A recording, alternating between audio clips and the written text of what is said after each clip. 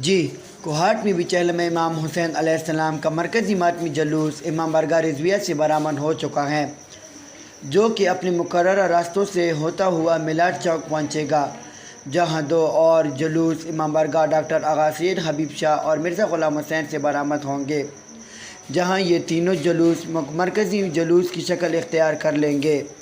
बाहर से आए हुए मातमी दस्तों के लिए मुंतज़मीन की जानिब से सबील अली असग़र और लंगर इमाम हुसैन अलैहिस्सलाम का खुसूसी एहतमाम किया गया है।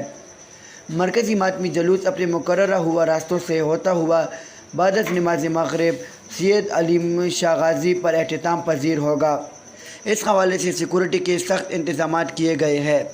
मोहसिन रज़ा, ENN TV, कोहाट।